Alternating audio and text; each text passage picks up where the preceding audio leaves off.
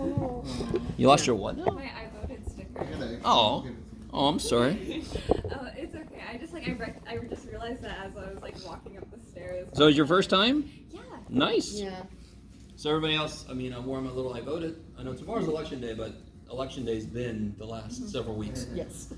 So if you haven't voted yet, if you are able to vote, you should consider voting. He's like, no. Should consider voting. I do agree that not voting is a valid statement you can make, but not many people hear that statement, so consider voting. Yes? If you wanted to not vote, wouldn't you just go vote and then vote for no one to send them more message because you took time out of your day to vote?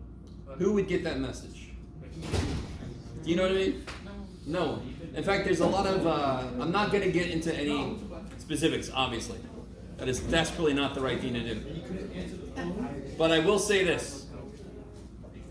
There are people that want to vote for like a third-party candidate. Someday we'll have a system where it'll be more than two parties that are viable. Someday.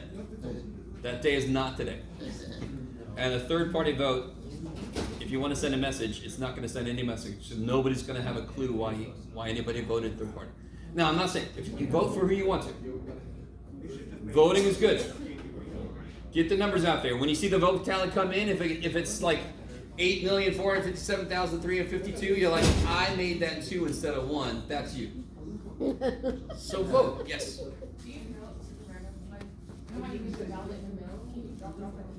Yeah, I just did. Yeah, I dropped it off at the La Mesa Library. That's my little place.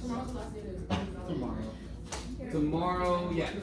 Tomorrow's the last day to bring it in. It's got to be postmarked by tomorrow if you're mailing it in. If you're mailing it in, you should have mailed it already. So if you haven't mailed it, you definitely want to drop it. Yeah, in the drop. Yeah. Not on the ground. In the drop ballot box. Yeah, All right. I'm Enough of that. I'm definitely not going to get into anything else related to that. Math is a great unifier. Math is Guys, everybody, any questions from homework stuff? Let's start off there. I'm just going to stand here with my hands floating. No questions from homework. Okay, interesting.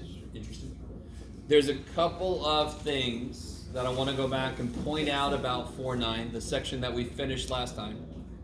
I want to point out a couple things. And I'm going to have to do it the old school way, which is fine, because I still haven't gotten a new Apple Pencil. I lost my Apple Pencil last week. You still haven't gotten it back? I didn't go to get a new one, because most of the weekend I was doing this to be able to see anything, because my eye just totally shut up. So I'm happy to be out and about and driving. Happy to actually see something. So, guys. Man, between you Guys. and my music history. What we did last time, we did take a little step into chapter 5, but I want to remind you, the main thing we did last time was 4.9 anti-derivatives. So, the better you know your derivative rules, the easier anti-derivatives will be. I want to create one rule. We have a lot of derivative rules, correct? It'd be nice to have some kind of anti-derivative rule. And this is a rule that some of you guys determined already by yourself. I know because I talked to some of you guys and you basically told me what you figured out, and I'm like, kick ass. That is so true. Can somebody tell me, what is the anti-derivative of, let me do this, f of x equals x to the third. And I don't know if I did this last time. I think I mentioned it really quickly, and I think the handout I gave you f prime, and then we figured out f. But if I'm given f, its antiderivative would be big ass f. Did I talk about that last time? Yes. I feel like I did. Yes. Okay, good. I'm sorry. Did you want to? Somebody had their hand up. I did. I was thinking about it. Do you know what it might be? Real quick. X to the third. It would have to come from x to the what? Fourth. Now let's just write that down. There's no question about it. If I took the derivative of something and it ended up as x cubed, it had to be something x to the fourth. The x piece must have been x to the fourth, correct? What must be wrong about that, though? That is not the right answer And not just because nobody said plus c, but maybe somebody did. Well, how do I immediately know that's not the right answer? Because if you take the derivative, you don't get the same. If I take the derivative, what do I get? Not the same thing. 4x to the third time. Which is different from what it should be. How? It's got a stupid 4. Yes. It's not supposed to have anything there, correct? Yep. Alright, somebody said, you guys see that's not the right answer, but it must be at least part of what is the right answer, because the only way I can get to x cubed is from x to the 4th. Its derivative would be something x cubed, right? If I take the derivative of this, something must be here that kills the 4 when it comes down. So what must be there? 4x cubed. 1/4. There must be a 1/4. Now if I take the derivative, the 4 comes down, pass it around. 1/4 times 4 is 1, hey, and the power goes down by 1. Is everybody cool with the plus c being there? I could have put any number I wanted to here, and the derivative would be 0, so it would match with what it's supposed to be, so it could be any number. Could it have been the square root of 11? Of course. Could it have been natural log of the cosine of 7? Yes, because that's a number, who knows? So I do that to cover my ass. I don't know what was there, but I got to cover my ass for something could have been there. Does everybody get why that plus c is there? Okay, maybe. And just to really hammer this home, if I gave you this, what is the derivative of that? 5x. 5x Where'd that go? went to 0. Could it have been this? Would this have changed? Nope. What if I put a 0 in there? Nope. What if I put times e to the 11th power? Would that answer change? Nope. Nope, because it's still a constant, correct? So if all I know is the derivative is 5x to the 4th, the most I can say is it came from x to the 5th plus something. I have no idea what the something is unless you give me more information.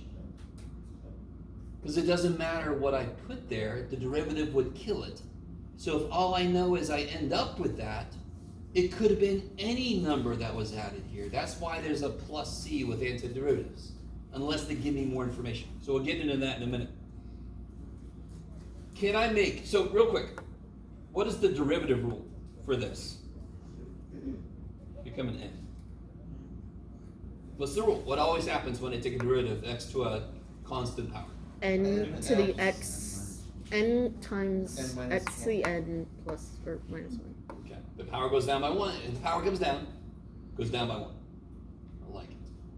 Now let me just ask you this. Do you see how I multiply by the old power and the power goes down by 1? What would the opposite of that be? Power goes up by 1, by 1 and you divide by the new new power. That would be the complete opposite, yes? Yeah. So let's see. Did that work out up here? Yeah. When I took the antiderivative, that's got to go up by 1, yes? So if I just look at this, if I take it up by 1 and I divide by that new power, that's exactly x to the 4th over 4. So the rule for the antiderivative, the power goes up by 1, divide by the new power, Plus c. so it makes sense because antiderivative should be the exact opposite operation of derivative. There's a freaking word, a part of the word anti in there. So if the derivative multiplies by the old power and takes the power down by 1, the antiderivative adds 1 to the power and divides by the new power. It's exactly the opposite operation. So everybody with me? Okay. And again, we kind of knew that. We worked it out ourselves. If you would have thought about some of the examples we did, this would have come to you. So that's an official antiderivative rule that we just know. So let me ask you this. If I give you everybody's favorite,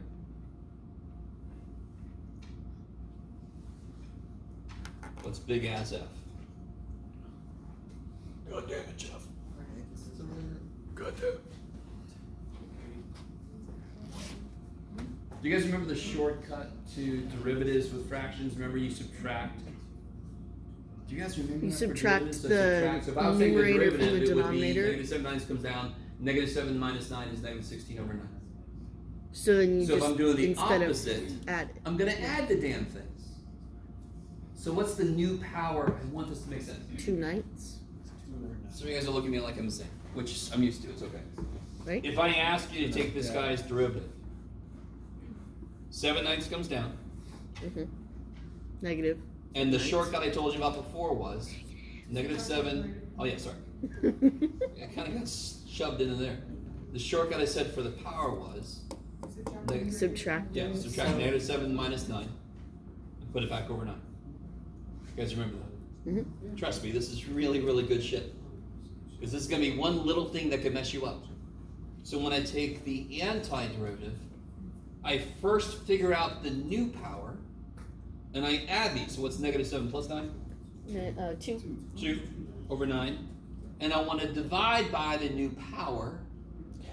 Since it's a fraction, how do I divide by a fraction? I multiply by the Reciprocal. reciprocal. Let's see.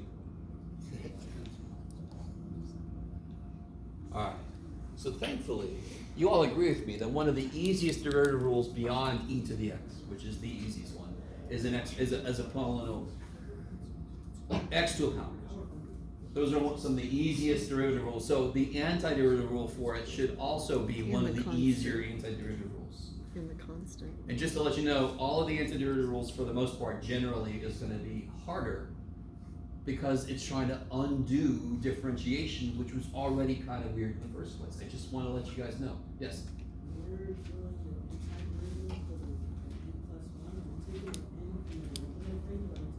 Totally, yeah.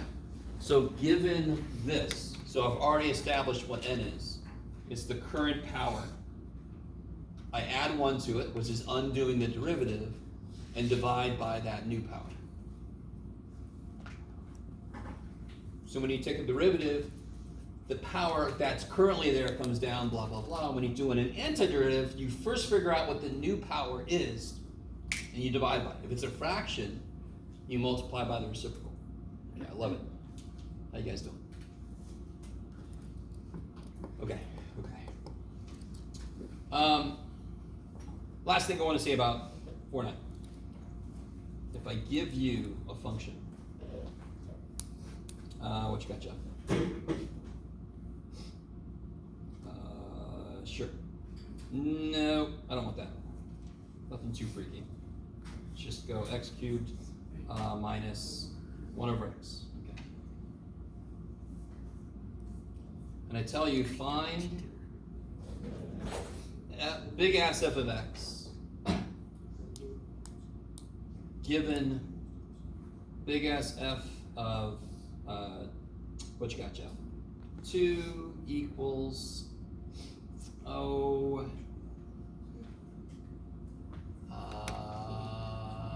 yeah, it doesn't matter, Jeff. 6.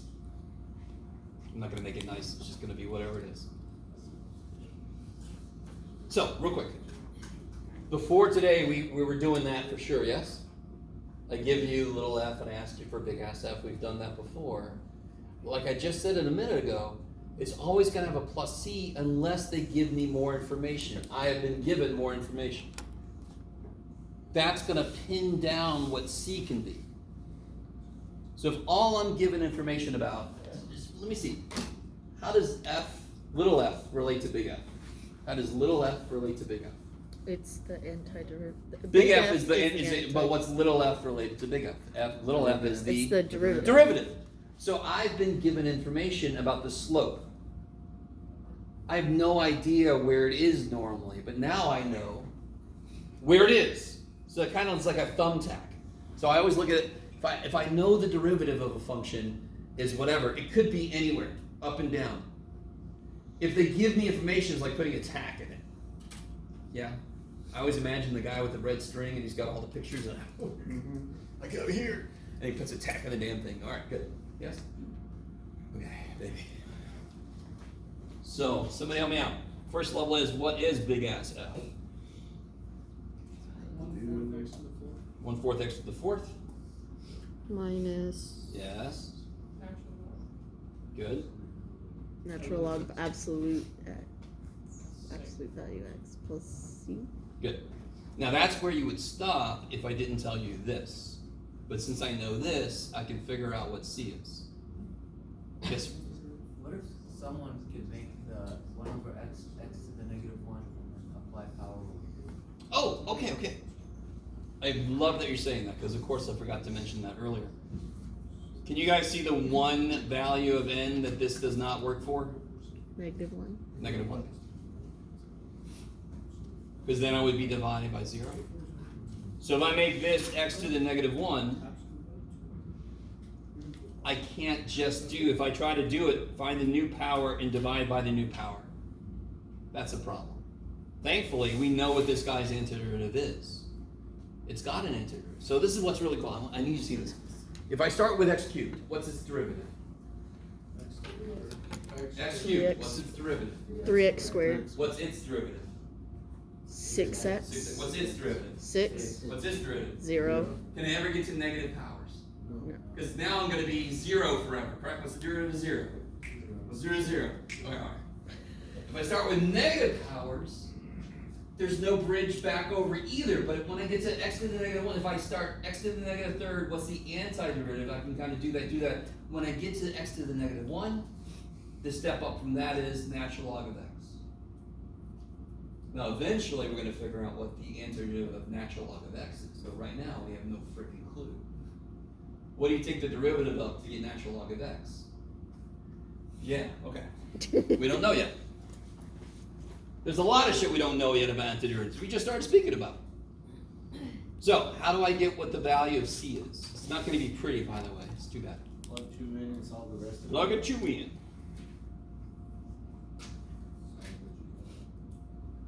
And what's that supposed to equal? Supposed to equal 6. Supposed to equal 6. Now I just solve for c. What is 2 to the 4th? 16 divided by 4? 4. And now I just subtract. Minus 4 plus natural log of 2. And I get c is 2 plus natural log of 2. Now can anyone tell me why this is not good enough to stop here? Circle that. Yay! Have you shown me the answer yet? No. Not technically. What is the answer? 1/4. Good. Yes, 1/4. X to the 4th minus natural log absolute value x plus 2 plus natural log 2. Okay.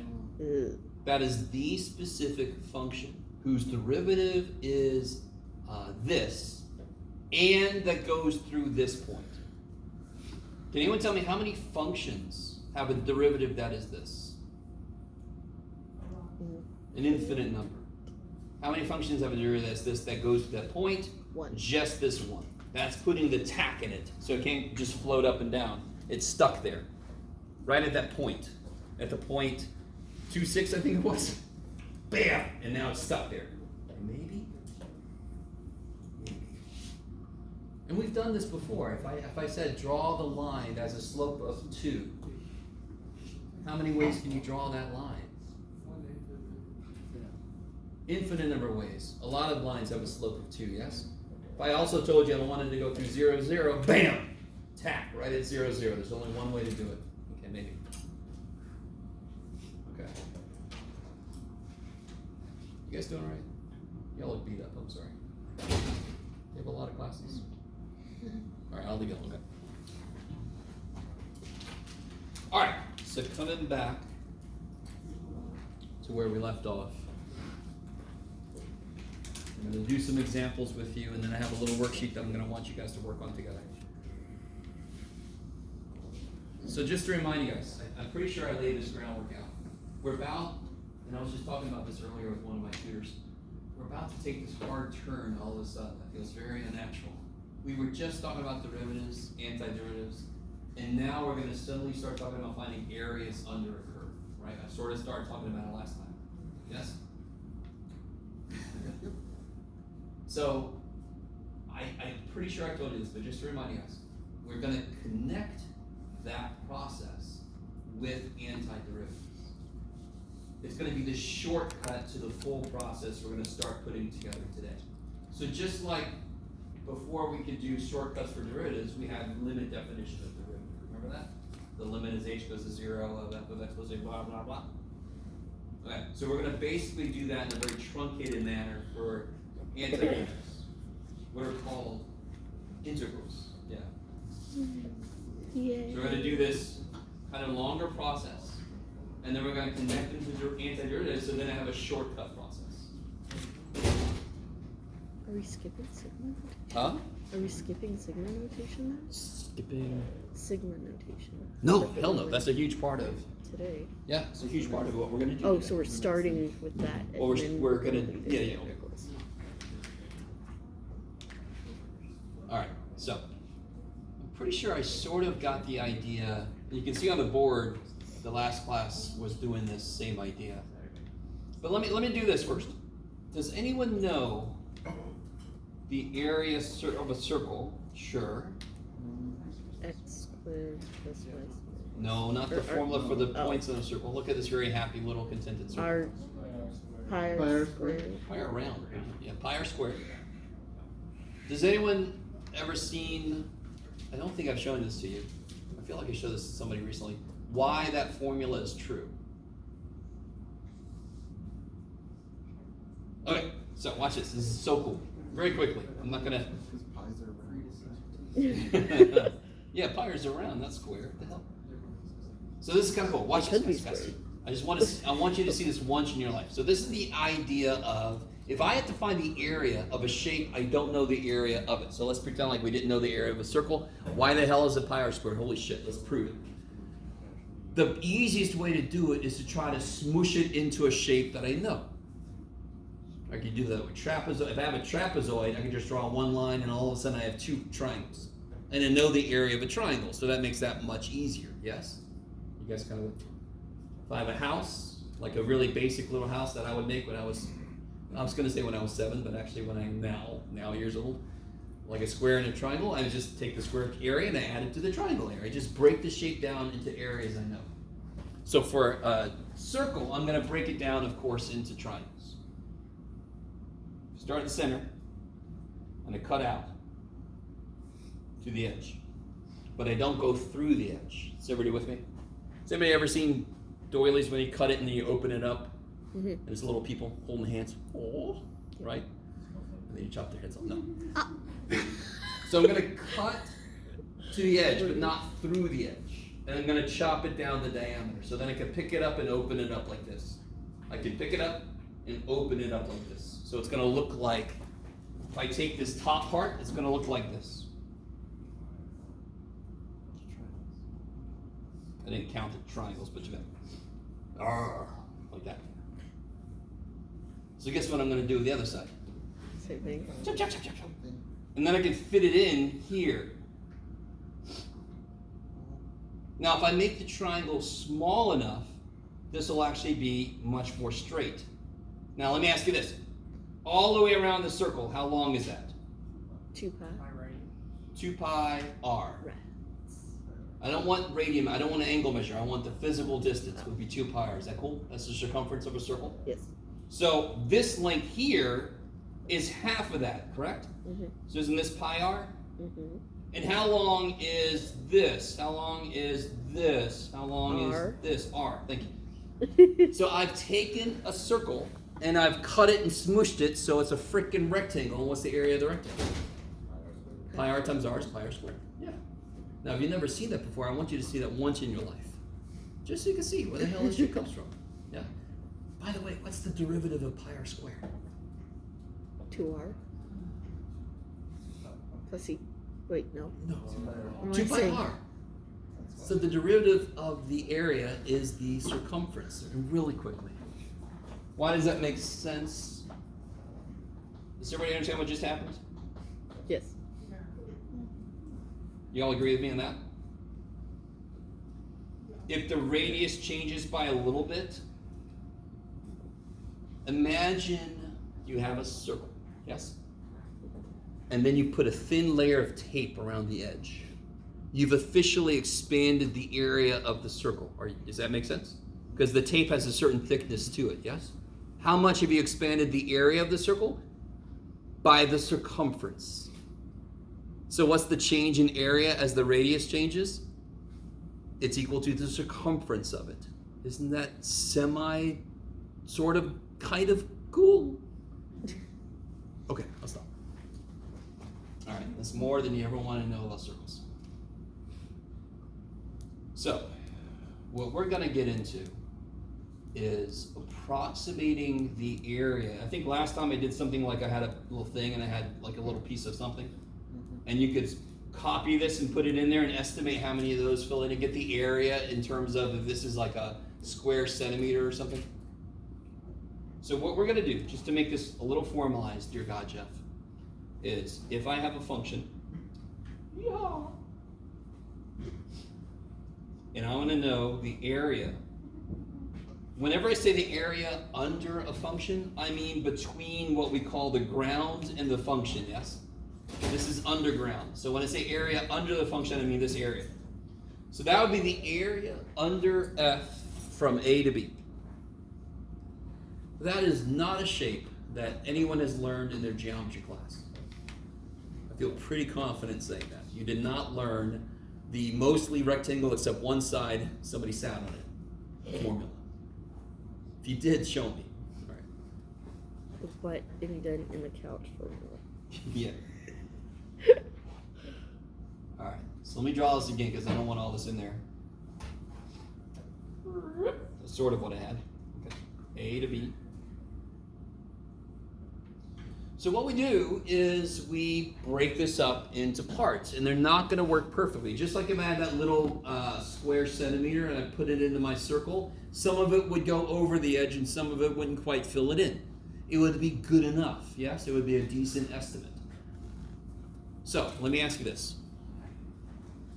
If I put 5 rectangles equal width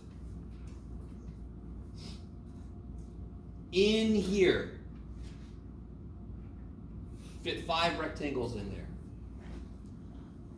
So I'm going to cover it with 5 equally spaced rectangles. They have different heights, of course, yes. So the first one's going to be the tallest. You guys see that? Then it's going to be a little shorter, a little shorter.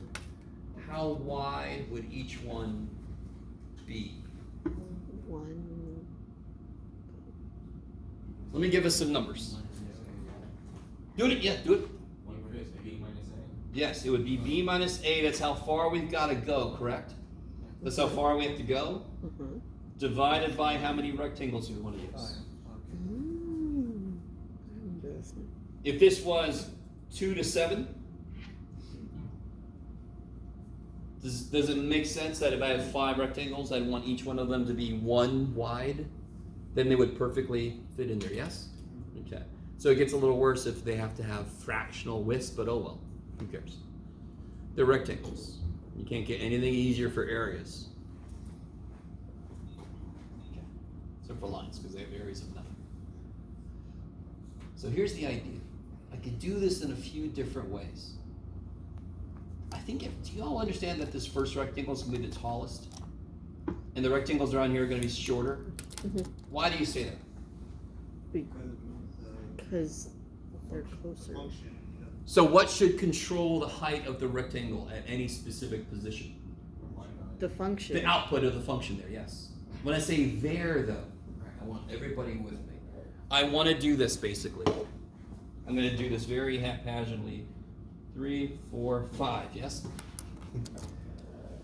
Now, with the rectangles, I just almost said triangles. With the rectangles I've drawn, I'm going to overestimate that, yes? Do you guys see that because I'm overflowing basically everywhere? Mm-hmm.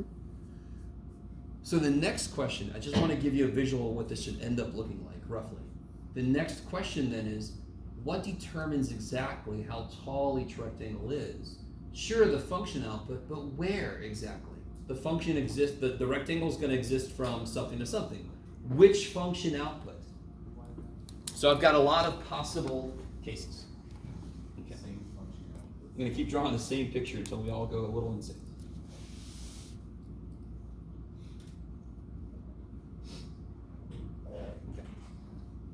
So if I use left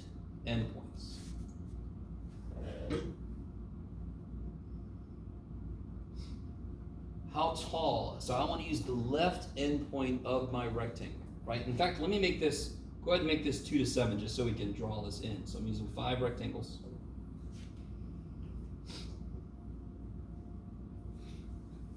How tall would my first rectangle be? You can't give me a number, by the way, but you can give me something. F of 2. Because the first rectangle is going to go from what to what? From 2 to 3. So let's put in here 3, 4, 5, 6. Okay, it's not bad. It's not good, but it's not bad.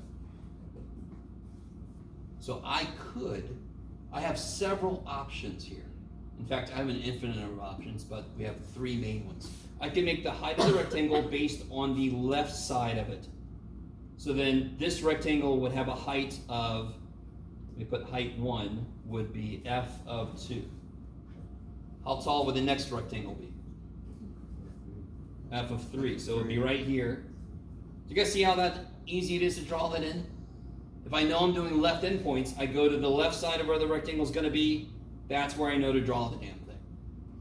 So the next height's going to be f of 3. What's the next height going to be? F of 4. Kick ass.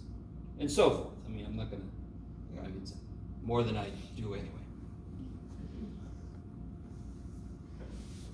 What's the area of the first rectangle? 2 minus 3 over. F Flip it of around. No, come on. How tall is it? It's f of 2, right? Everybody, we already figured out how tall the Yes. first one was. Yeah. That's the height times 1. And what was this again? The width, the yeah. which we denote as delta x, which makes sense because which axis am I on? Which axis is my base on? X, X. and that's how much the x changes. So delta x is what we use for our width. Yes? Is the width always going to be 1? No, Why was this width 1?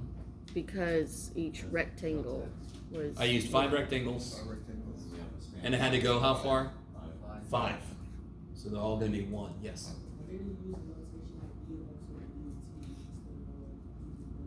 Do it again, sorry. Oh, okay. The difference between delta and d, right? Is that what you're saying? Instead of using dx? Okay. Do you all agree with me? Let me see if you guys are. Delta is for big steps. And you might say, well, 1 isn't very big. And I would tell you that 0.00000000001 is crazy big. That's a huge step. What you don't understand is what I'm comparing it to. What does dx mean? How big of a step? Because where did dx come from? The limit as h goes to 0. So dx is an infinitesimally small step. Let me say this again. Because where did dy dx, where does it come from? Didn't it come from a limiting process where we let h go to 0? Did it ever get to 0 then? No, but how close did it get to 0? As close as possible. So how big of a step is dx? Truly stupid, infinitesimally small. Yes? However small you think it is, it's smaller than that. Forever. You guys got it with me? Does that make sense? dx is an infinitesimal step. Delta x is anything that isn't that. The minute you're not infinitesimally small, you're relatively huge. Okay? Yes? Remember, in previous sections, we made dx equal to delta x when we were solving. Well, no, we either use dy something dx to estimate something, or we use delta y and delta x to estimate something. I remember there's when we were trying to find the differential of y, the y differential, and then we just said dx basically delta x. Oh, sure. You can either use an actual differential, or you can use the delta notation. So you could say, yeah, that whole section was either you take big steps, or you take infinitesimally small steps. Yeah.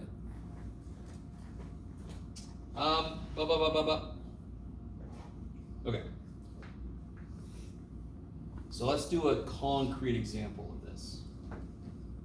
So let's see. So let's do the function. let's do, yeah, sure. 4 plus x, we'll make it something not too crazy. And I wanna go from x equal to 1 to x equal to 4.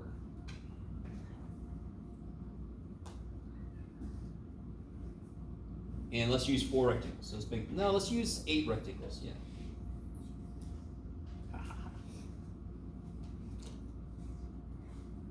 Can you give me when I say a sketch, it doesn't have to be perfect, but I want to see some scale, right? So all I really care about for this line is from 1 to 4, right? Mhm. So what do I get when I plug a 1 in? Holy shit. And what do I get when I plug a 4 in? 8. Okay. Shit. This is good enough of a sketch to work from. Is this scale good? Is this good scale? No. No, but it's fine. I just need a visual anchor so I can kind of do stuff to it. Let's do left endpoint for my height of my rectangles. Yes? Meaning, again, didn't we use a left endpoint here? Yes. If I used a right endpoint for this, the first one would have been this tall. Do you see that? Mm-hmm. It would have been based on the right side of that. Okay. Yes. So you said use right hand. Yeah, so here I said use left endpoint. So if I would have used the right endpoint, the height of the rectangle would have been dependent on the right side of the rectangle. Yeah, yes. How do you know like how much the overshoot line? Oh, no. You don't have to know that. It just happens. Because what I'm going to do right now is I know exactly which points to plug in, or I will in a minute, to see how tall each rectangle is. So somebody help me out. First thing I want to know is what's the width? 3/8. Yeah, so it's going to be how far I'm going to go divided by how big each rectangle is. Why did I pick 8? Let's make this 6. I don't want to be that gross, to be honest. Just a little gross, yes. Make 6 rectangles. Sorry.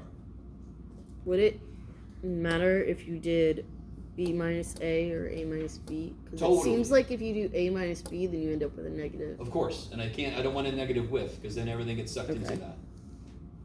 Like it's really, don't create black holes in your paper.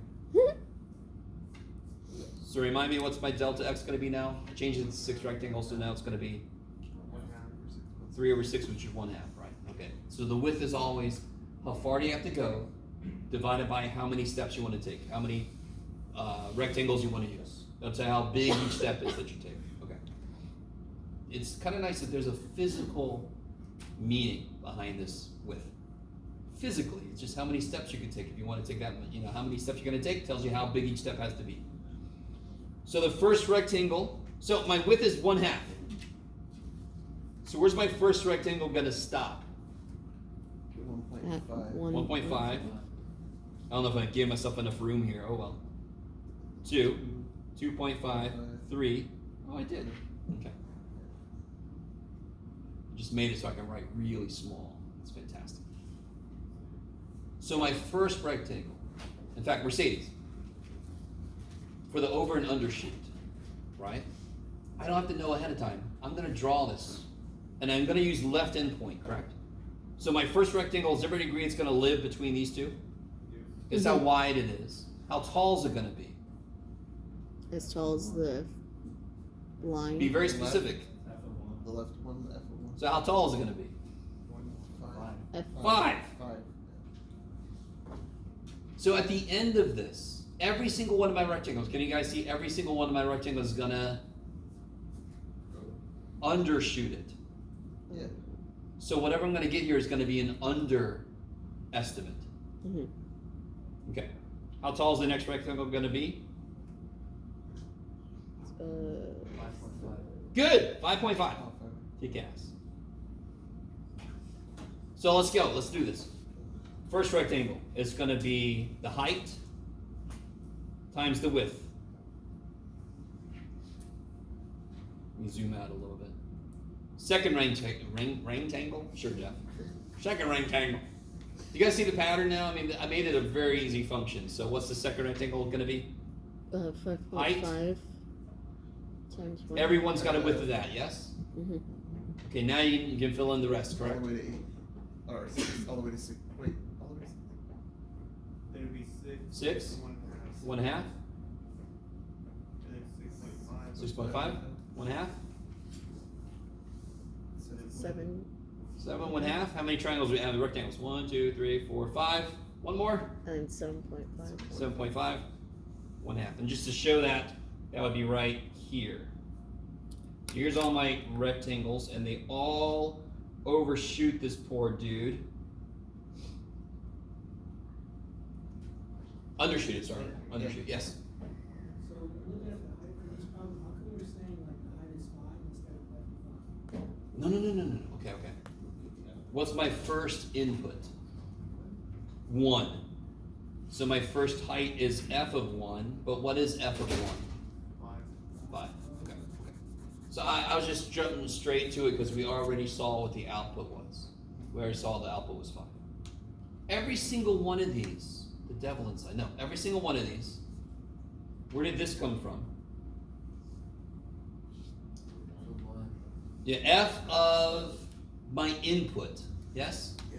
I'm gonna Okay. call that xi, just to be crazy. My x input. And what was this? The width. Yep, delta x. So that's Every single one of these looks exactly the same, yes? What's changing is this little dude.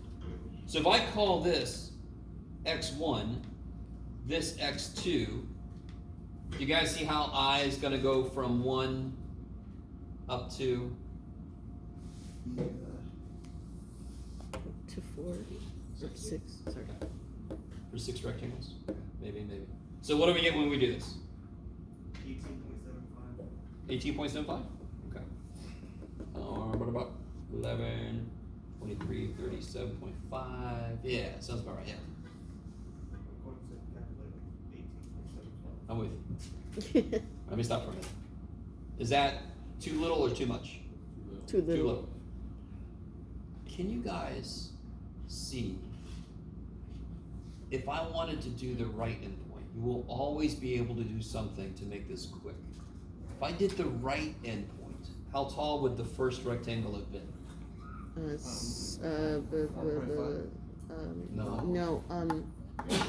Plus, it would have gone here, yes? How tall would it have been? 5.5, right? Would have been here. Do you guys see that? Mm-hmm. Wouldn't I get every other, so wouldn't I lose this? Yeah. How tall would the last rectangle be? 7. No, 8. 8. So, I really want you to see this. If I'm doing a problem and I have to do left and right endpoints, if I do the left endpoint, the right endpoint, I'm gonna lose the first dude. Because you can see how I lose the first dude. I just go higher, I just become the next rectangle over. And I'm gonna gain a last dude. Yes? So it's gonna have all the same stuff.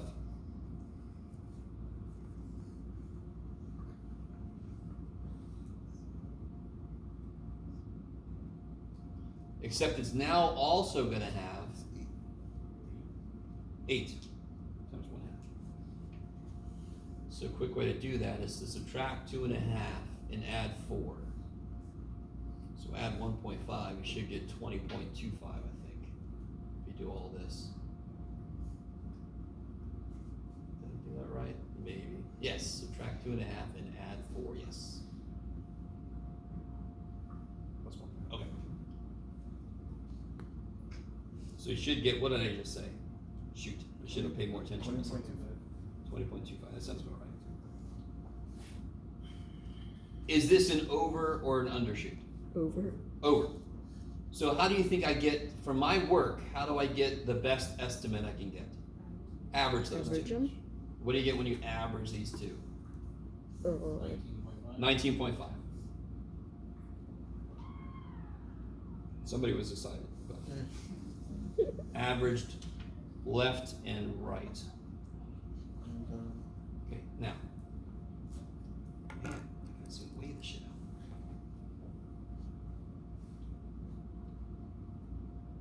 The physical reality of the problem. Does it make sense? The math is not hard. You are adding areas of rectangles. Where people get bogged down is some of the notation we're going to talk about next, because I wanted to talk about just the concept directly without the notation. So you can see it's just getting areas of rectangles. Whoop-de-doo. And if you draw it, you can tell if it's an over and under estimate. But basically, the best way to do it is do left and right and then take an average. Now, real quick, are the left and the right the only options to tell how tall a rectangle is? Couldn't I use any freaking point? Mhm. For example, the first rectangle, anything between 1 and 1.5, I could have used that. There's- All the way over. Yeah. Would the center line give us the average Midpoint. if we use the center? Not necessarily. It depends on how the function looks, to be honest. It doesn't quite always give us the average. Yeah. Can you close that door, Ruby? Thank you, thank you. Yes. So we're just going through the route, right? We should add Oh, okay. I really want this to make sense. Does everybody agree if I use the right endpoint, this first rectangle actually becomes as tall as the next one was? Yeah. So if I use the right endpoint, this first rectangle becomes this tall, which is as tall as the second one was. Yes. The right side of this rectangle would be this, so that becomes this rectangle. So do you see how I've effectively lost this first rectangle, Mhm. and I gained this last rectangle? It will always happen, which is a nice, if the problem once you do both left and right, you're almost done with right when you get finished with left. Maybe. So real quick, this shape, coming back to this shape. Does anyone know what shape this is? No. We don't see. Well, the shape we were just working with, sorry. We copied this down. Okay. What shape is this? It's a Oops, sorry. There it is. oh. Quadrilateral is a good safe guess. Trapezoid. Two sides are parallel, two sides aren't. That's a trapezoid, right? What's the area of a trapezoid? Isn't that the 1/3? So again, if I have a trapezoid, I can break it up into two triangles. Oh. This will be 1/2 the one base times the height. This will be 1/2 the other base times the height. When I add those together, I get 1/2 the sum of the bases times the height. Oops. Okay. Does that sound familiar? So it's basically it's a beheaded triangle. So the formula looks like 1/2 base times height, but two bases. So I just add them together. How long is this base? 5. That's crazy. How long is this base? Holy shit and a half. And how tall is it? The poor little dude's on his side, right? How tall is he? 3? What's 5 plus 8? 13. 13 times 3? 39. Half of 39? 19.5. 19.5! Almost at 19.5. I need you to understand. Isn't that what we just freaking got? Now, real quick. So why can't I we wanna just point do it this out. that way? I want to point this out. Was the function we used complicated? No. Was it even curvy? No. It's a freaking straight line. Do not get used to your work being exactly right. The minute I put some curve to the damn thing, it's gonna always be an estimate. I just want to start with a nice one so I can get you to trust the process. It is a freaking trapezoid. I know the area of a trapezoid. So whatever we do here, it better freaking match up or be really close to this. And it was. Thank the gods. Okay. Okay, maybe. So, let me talk about some notation. That's going to become very important in section 5.2. Stupid sigma. What we just did effectively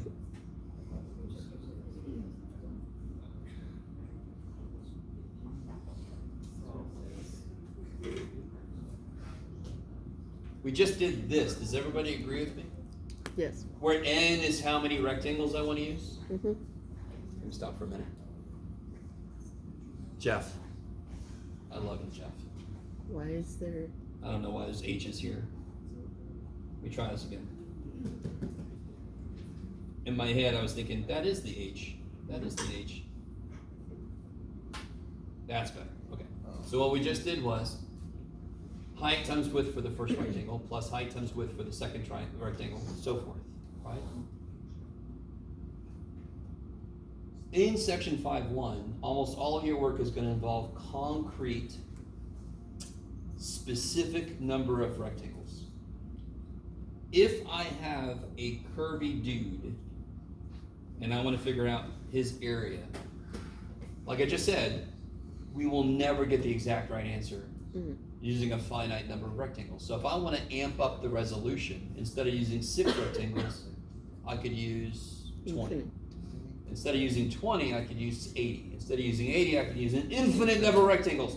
If I use an infinite number of rectangles, my answer will be exactly right. Because how wide will each rectangle be? Infinitesimally small, so then it will actually be dx.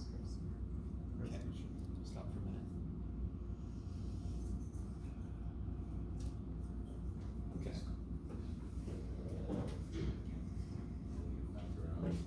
So let's do another example real quick. Something we can graph, yeah. No, let's do this. X squared minus 4x.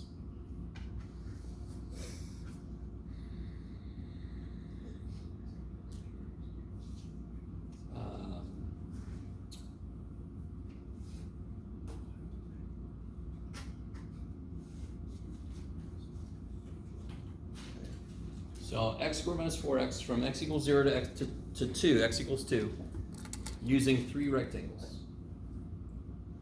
And let's do right endpoints. You'll see why here in a minute. It doesn't really matter, but can you guys just take a second and do a quick rough sketch of x squared minus 4x, especially showing the area that we're interested in?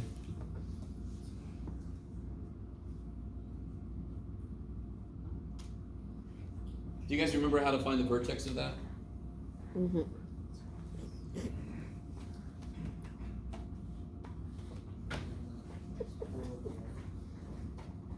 Yeah, it'd be negative b over 2a.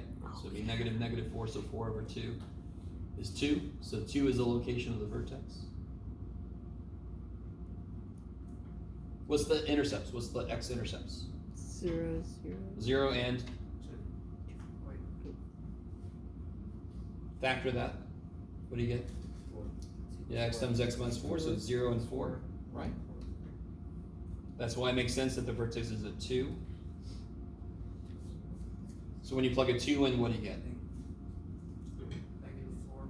Yeah, you get 4 minus 8.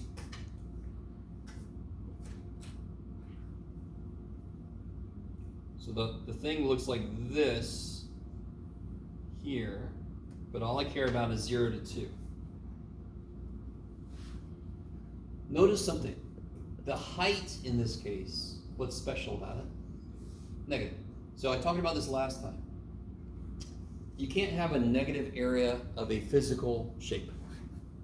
But when I'm talking about this stuff, this represents, for example, profit. If that's the profit of a company over 4 months, over those 4 months, did they lose a lot of money or gain a lot of money? Yeah, so how would I represent that? With negatives, right? You're all college students. At some point, your bank had a negative number on it. I know mine did. No? That's fantastic. Enjoy that if that's not true. Mine did, and then they charged me money that I didn't have. I'm like, that makes sense. Sure. Gotta take $25 from your account. That has negative $5 in it. I'm like, yeah, go ahead. Do it. So, my answer here will be negative.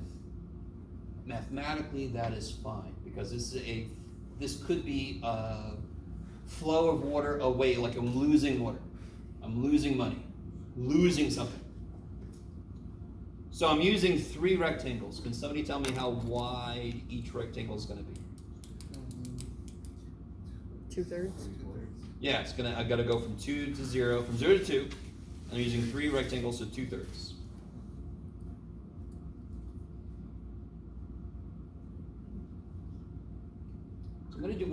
I've decided in the middle of this, I'm not gonna show the notation yet. Except for this. You've seen that notation for width. So I'm gonna cut this up into 3 parts. What is this right here? 2/3, I like it. What's this? 4/3, because every step I take is 2/3. And the next step would be 6/3, which is 2. So I end where I'm supposed to end.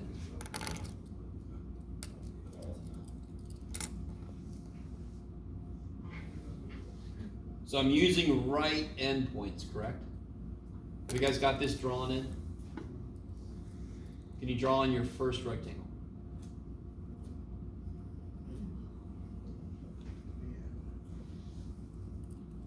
So it's okay that the rectangle's hanging from the ceiling. You can still talk about the height of it.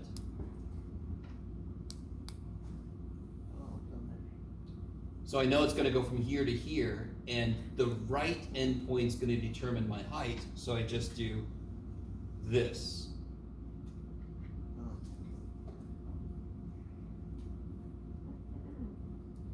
What's the area of that first rectangle I've drawn? F Yes? of 2/3 times 2/3. Kick ass.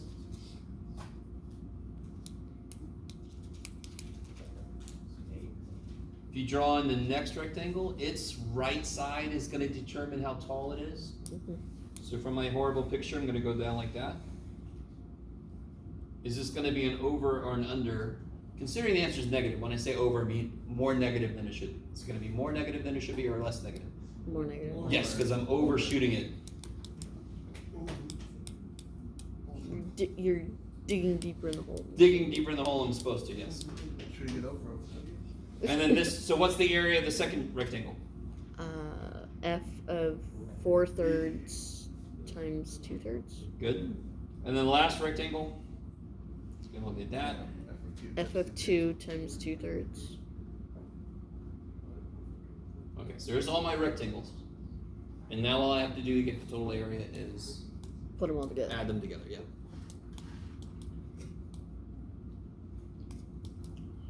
So when we go from right to left, we gotta make sure we have all the number of rectangles, right? Like, you know, that's like a little trick. Yeah, this is why you desperately want to draw a picture for yourself, and you want to make sure at the end that you have the right number of rectangles. I always get somebody to throw one more rectangle it's supposed to have, and the answer gets way freaky. Now here, just to remind you guys, shoot, I didn't bring calculators.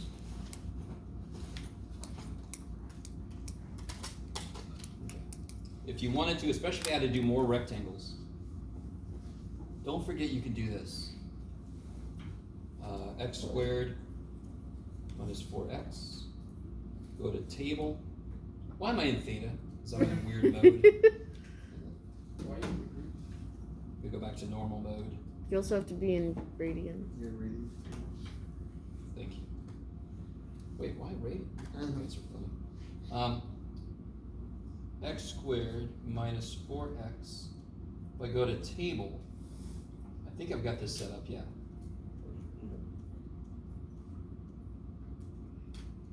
So then I can put in here 2/3, 4/3, and 2. So if you had like 10 rectangles, this is a quick way to get all the heights. You guys with me? You will have already done this work, so you know exactly what to plug in. So then I'm gonna get, do you guys see how I can factor the freaking width out? Mm-hmm. So then it's gonna be f of 2/3, which is negative 2.22, 2222, yes. Plus f of 4/3, which is negative 3.5555555. And then f of 2, which is negative 4. Okay. So the basic process, they will give you the number of rectangles you want to use. You will sketch a rough graph of the function, and you'll draw the rectangles in. Trust me, you want that visual anchor of what's going on. You just have to find the area of each rectangle, add them together. It's almost too nice to believe, yeah. Remember last time you put x equal to 1.75? How do you remove that? Where, sorry? Last time you How you put get on stuck is in lower. Well, it's Oh, that has nothing to do with this. No, what I'm saying, how do you remove that? You can't. It won't mess anything up. You Sure. can store 0 in x if you want to. You can never remove it. X is always something, and it comes hard-coded with x equal to 0 to begin with. So it always has a value in it. It's 0 or whatever you change, and it will never affect anything with the table or the graph. That's a separate x. Yeah. You could overwrite it if you want to. Yeah. Okay, so some notation. So we're ready for 5.2, and then I got this worksheet for you guys to try. If I have to add up a bunch of stuff, so let's say I had a function, sure, and I want to add up all the outputs given x goes from 1 to 4 or something.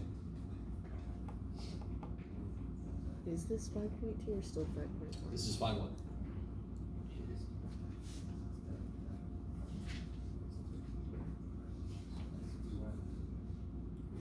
I can use this notation. So I want to talk about this notation right here. So I'm going to have problems where I'm going to have to add up a bunch of stuff. In fact, eventually, we're going to get to a point where I have to add up an infinite number of rectangles. I need to be able to write that in symbol so I can work with it. Yeah.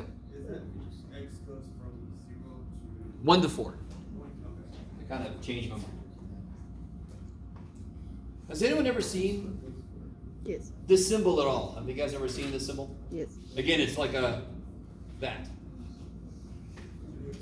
This is capital S. This is sigma from Greek. So you can see some fraternity, sorority, sigma, sigma, sigma, whatever. Okay. You see this in statistics all the time. So what this means, math people being the creative people we are, this is the Greek letter S. We use it to mean sum of. So let me just focus on this symbol for a moment. The nice thing with this symbol is I can designate on the symbol itself how far I want to sum to. So for the problems we were just doing, if I have 6 rectangles, I want to sum from 1 to 6. First rectangle, second rectangle, up to the 6th rectangle. Say again? Yes, cool. So if I, for example, I said I want to sum up from 1 to 6, I minus 1. So this has 2 components to it. This has an idea of function notation, where you just plug stuff in, and it has an idea of adding what you get. So it's one additional step on top of function notation. You got to plug stuff in, you're going to get multiple things, and then you got to add them up. So what do you get? What's my I doing? And the I, we call it the index of the summation, which is why the main letter we use is I. Again, we're very creative. When I let I, what's the first value that I has? 1. 1. So what do I get when I put a 1 in for I? 0. This symbol means add. There's also a capital letter, Greek letter P, which is pi, and if I use that instead of this, it would mean multiply. I would just multiply each output. But when I see sigma, that's Greek for the letter S, it's sum. I'm going to add up all the outputs. What's the next value I has? 2. 2. 2 minus 1. Main Holy shit. Right, now of course I made this a very simple input. So what's it going to go up to? Like if I is 2, 7. it's 1. If I is 5. 3, 2. If I is 4, 3. If I is 5, 6. Okay, so it's just going to be that, right? So the summation symbol exists by itself. There are a lot of times in mathematics where I have to add up a bunch of stuff, and they all have the same form. So this is a quick way to add up a whole bunch of stuff, and they all have the same form. So here I get 6, 10, 15. Yes. What if you wanted your step size to be like, let's say 1/2 or something? Oh, then you can't use this notation. This notation inherently means, well, there's something you can add on to it. We're not going to, because ours is gonna represent the number rectangle we're on. We're never gonna be on the 1.7th rectangle. We're gonna be the first, second, third. Okay. Later, you can certainly start to learn some stuff where you can take half steps and so forth. Okay, that's just more notation. So what's this, guys? What is I equals 3 to 5 of I squared minus 3I?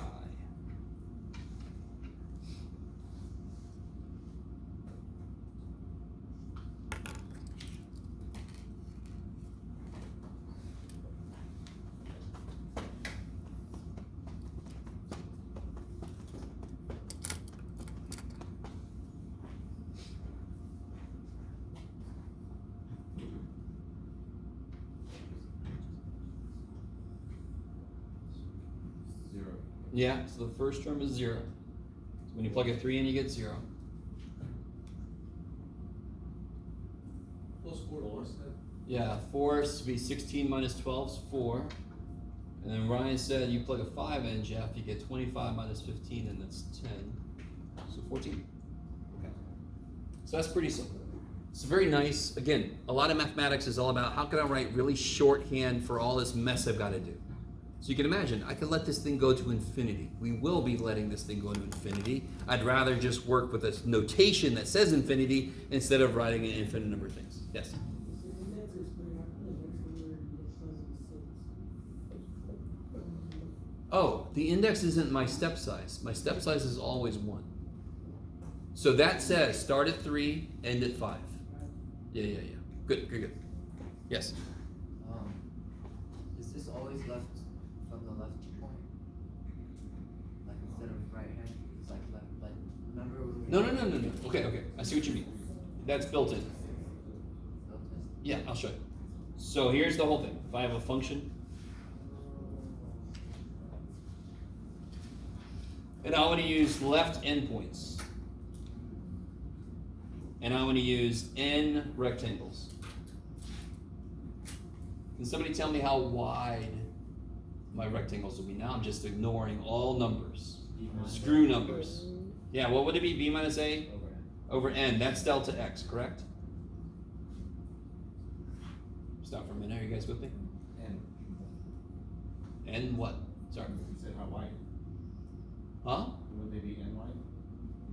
No. There's n rectangles. They're going to each be b minus a over n wide. Yeah. So if I start at a, I'm going to call this x1. Plus. So then I would go this far to find x2. Yes? So I would call some general x, I would call it xi. So what am I letting I go from to? How would I get all my rectangles? X1 is the first rectangle's position, height, right? X2, I'll go up to xn, because I want n rectangles, correct? Okay. So therefore, the area under this curve with this setup would be the sum I equals 1 to n. How do I use this? What does this have to do with the rectangle? It tells me, if I do something with this, it tells me what? The height? Height. So if I plug that into the function, it tells me how tall it is. And of course, then I have to multiply each of those heights by The width. width to get the area. There you go. That's what the general form looks like for this process. And just to give the man props, this is called Riemann sums. R-I-E. Let me write it.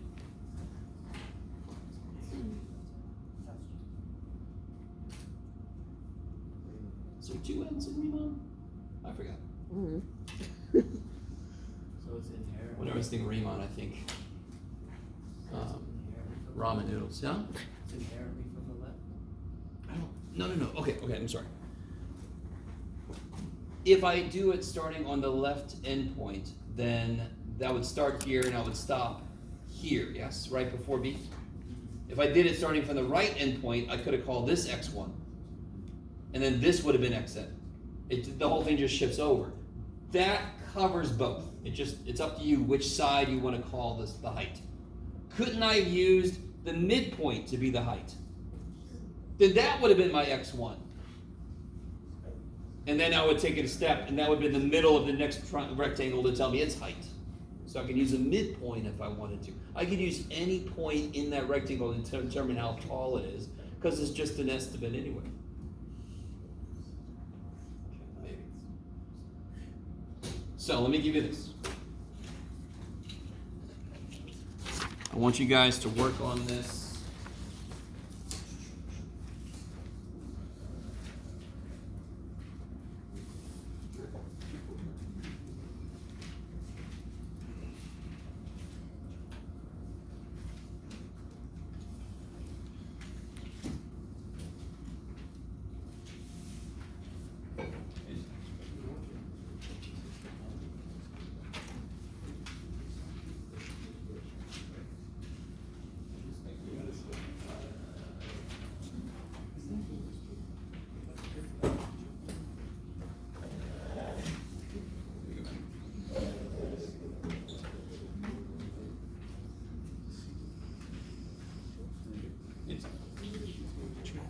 All right, guys, so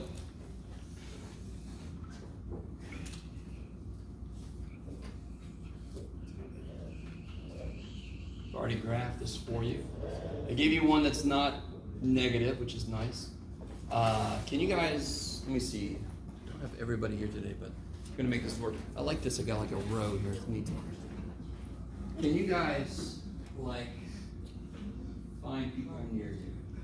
Like, you guys can turn and work with people behind you. Yes? Can everybody just, you guys do this, or do you need me to put you in groups? I don't know. I have faith in you guys. Find people. Find at least one other person. One other person at least. Some of you guys look at me like, I don't like people. All right, well, just suck it up and do it.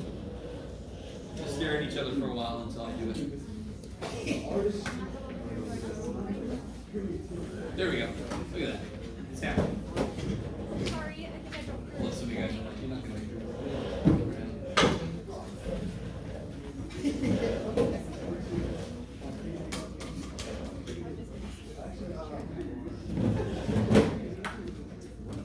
I am not moving. You moving your legs.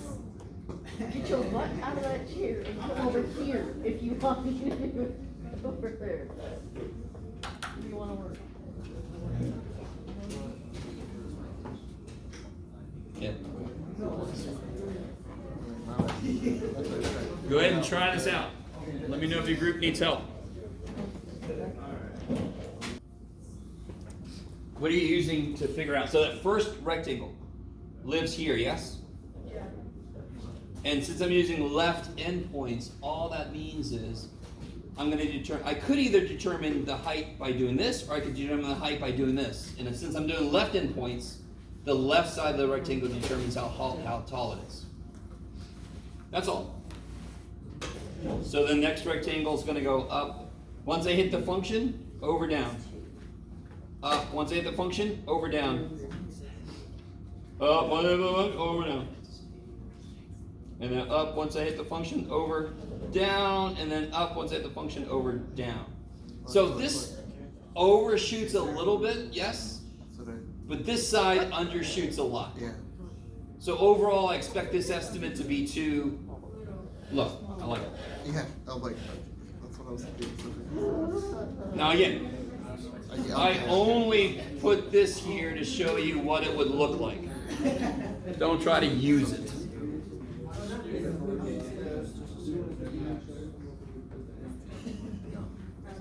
DX they have so many small rectangles. DX is just for so many small.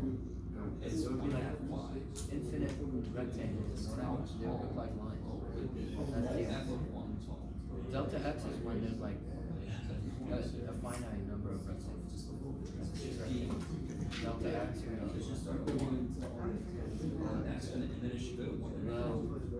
So you're plugging into the function. let's say if we do Plugging into the function. function, right? Are you going from one to function? I don't know, maybe Oh, yeah, this just one So f prime of x, so d equals 1, right? Starting with one, This like, is you have to width. look at it. Plus six. And it's height. So then The dx, height is, you have it's to a just function. show these. The height, So yeah. for the first function, one plus. You don't need to. The line is 3. Uh-huh. So then, That'd be your first that one. would, yeah, that would be the first one. Um, And the next one.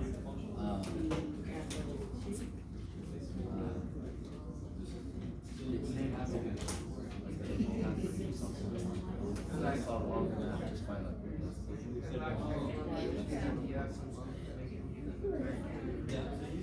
They could, but.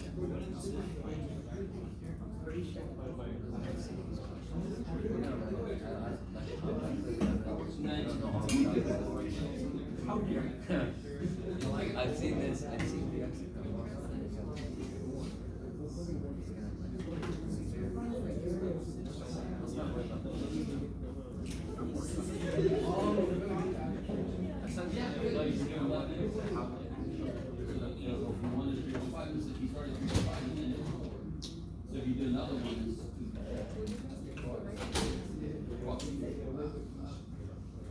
Yes. Let's use your calculator, sir. Get your tables. I know you like it. What is it? Oh, okay. Minus one 6 minus is 1. 5. Minus 4 1. I knew that was math. Yeah, it doesn't matter. Because it's a negative. Yeah, negative. Go to the negative. That's this one. This height is 3.5. Four.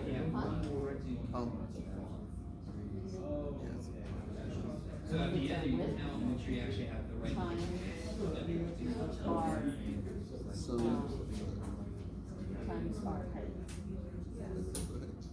This, I mean, yeah. so what's that?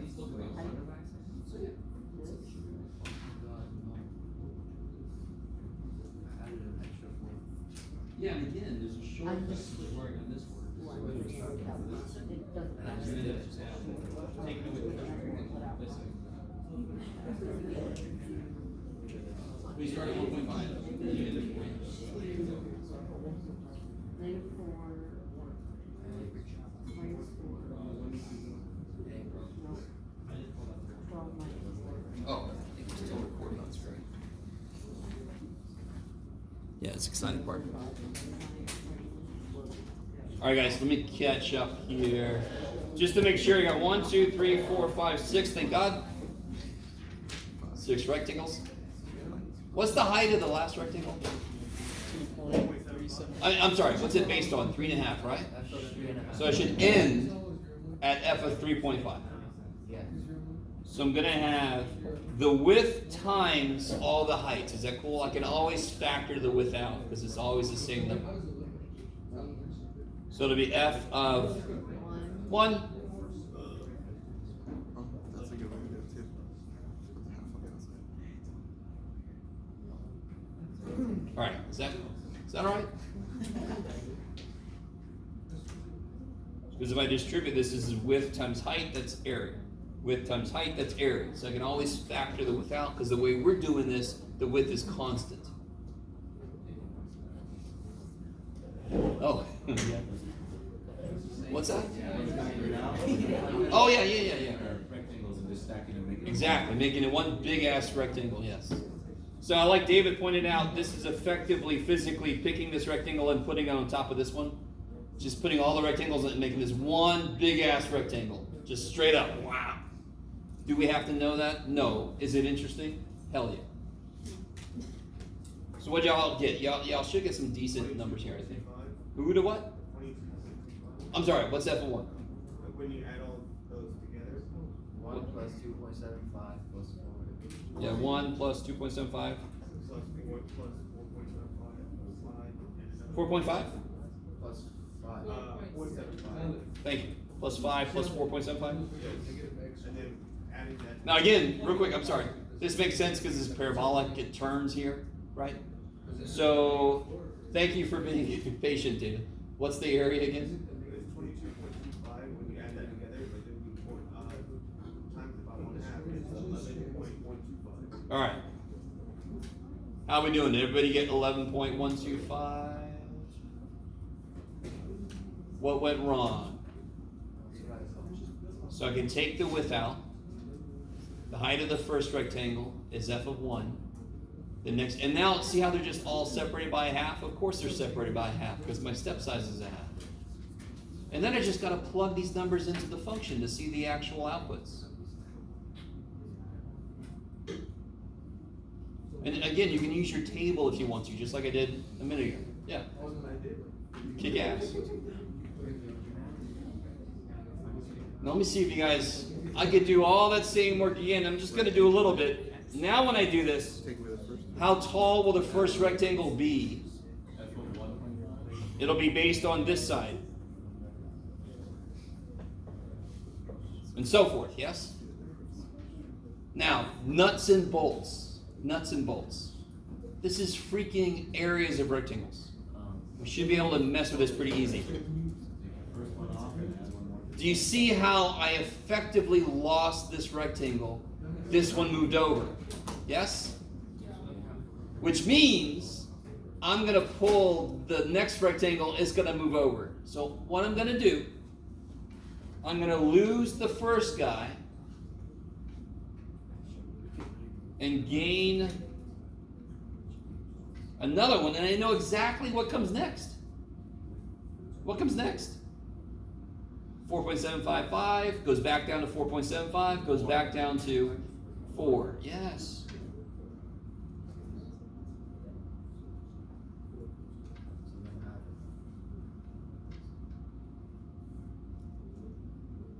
So really, I lost a half and I gained 2, so I gained 1.5, so it should have been 12.625. I think. Did that too fast for myself. Lost that gain. Yeah. I believe you get 12.625.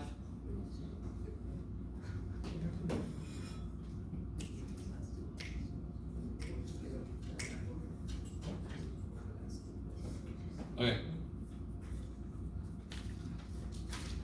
And of course, if I average those two, I'll get 11.875. Now, I kind of don't want to do this, but I guess I will. I don't want to, so I'm not going to. Darn it. This piece here, we're not quite ready for. Let's take a break, and then we'll come back, and I'll get you ready for that piece. Come back at 5:20. Let me know if you have any questions. Yeah.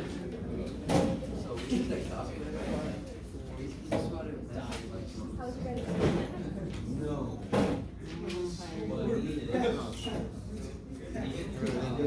Oh, sleep. And